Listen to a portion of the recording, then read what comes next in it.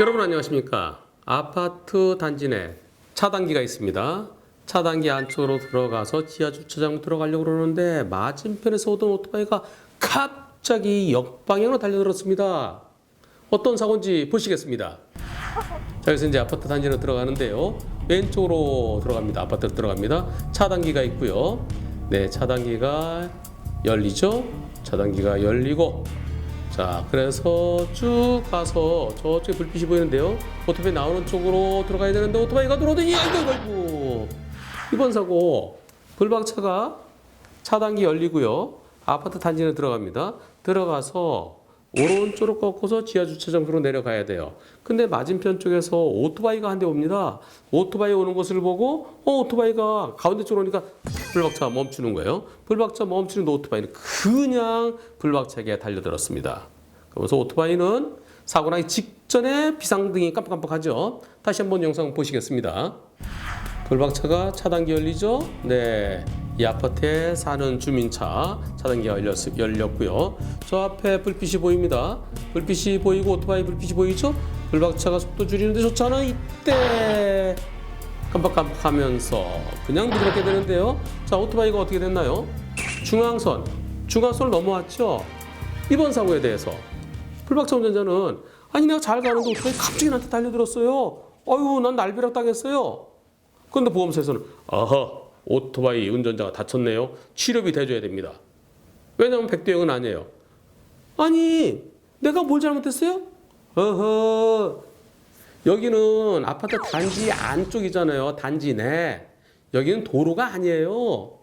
그리고 중앙선 넘어왔지만은 부딪힌 데는 거기는 교차로예요, 교차로. 중앙선이 쭉 이어진 게 아니에요. 따라서 아파트 단지 내이기 때문에 일반 도로가 아니고, 그리고 교차로이기 때문에 100대 0이 아니에요. 80대 20입니다. 이렇게 주장하는데요. 이번 사고 과실비율은 몇 대 몇일까요? 우선 도로냐 아니냐를 살펴보겠습니다. 일반적으로 아파트 단지 내 도로도 택시나 외부 차량들이 그냥 쑥쑥 들어올 수 있으면 그건 도로예요. 비록 아파트 단지 내 아파트의 땅이라 하더라도 사유지라 하더라도 일반 차량들이 다닐 수 있으면 그럼 그것은 도로입니다. 하지만 차단기로 딱 막아놔서 아파트 주민차만 들어갈 수 있고 외부에서 들어가려면 어디 가세요? 몇 호예요? 확인해서 들여보내는 곳, 그런 곳은 경찰차가 순찰 안 돌죠. 평소에 경찰차가 순찰 돌지 않는 차단기가 있는 아파트 단지 안쪽은 도로가 아닙니다. 도로의 개념으로 보지 않아요. 일반인들은 아무나 쑥쑥 다닐 수 없는 곳이기 때문에. 따라서 이것은 차단기가 있기 때문에 아파트 안쪽, 그것은 도로가 아니다. 그건 맞아요. 하지만 도로냐 아니냐로 과실비율 따지는 게 아니고, 교통사고가 일어났을 땐 도로에서 일어난 사고, 즉 도로교통법의 일반 원칙을 그대로 적용시킵니다. 사고가 났을 때는, 차가 다닐 수 있는 사고가 났을 때는 도로교통법에 나와 있는 일반 원칙들, 운전자가 기본적으로 지켜야 될 상식들, 그것에 따라서 과실비율을 정하는 겁니다. 아파트 안쪽이기 때문에 100대 0이 100대 0 아니다? 그건 아니에요. 두 번째, 중앙선이 끊어졌다. 중앙선이 끊어졌다 하더라도 운전자는 중앙선을 기준으로 해서 오른쪽으로 가야 됩니다. 중앙선이 없을 때 마음속으로 중앙선을 그려야 돼요. 가상의 중앙선이라고 합니다.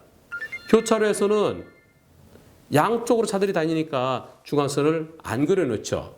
하지만 마음속으로 중앙선, 운전하는 사람은 여기 가운데다. 여기 가운데. 그 가운데 중에서 오른쪽으로 가는 거죠. 혹시 주차된 차가 있을 때, 그럴 때는 중앙선을 물고 올 수밖에 없고 또 가상의 중앙선을 넘을 수밖에 없지만, 지금은 아무런 방해물이 없어요. 아무런 장애물이 없어요. 주차차가 없어요.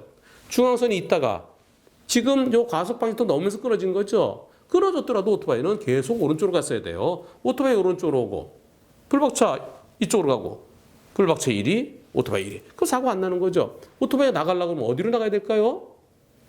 아까 차단기가 한쪽은 닫혀 있었죠. 한쪽은 열려 있어요. 한쪽 열려 있는 그쪽으로 나갔어야 되죠. 들어오는 차들에 대해서는 차단기가 있는 겁니다. 오토바이가 굳이 차단기 있는 쪽으로 가야 될 이유가 있나요? 아니죠. 오토바이는 오른쪽으로 갔어야 돼요. 일본이나 홍콩이나 영국이나 이런 데서는 차가 좌측 통행이에요. 하지만 우리나라는 우측 통행이에요. 자동차든 오토바이든 자전거든.